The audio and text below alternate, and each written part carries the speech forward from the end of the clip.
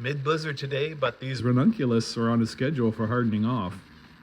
And that schedule doesn't care about blizzards. They've been out a couple of times already. In fact, I forgot one overnight and it seemed to do fine the other day. Today, they graduate from the greenhouse into the cold frame.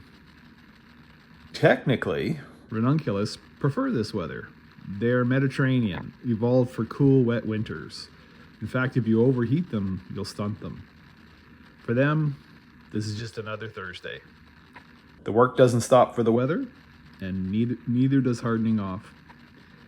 In about a week, I hope to be able to get these in the ground, so they'll have a great year.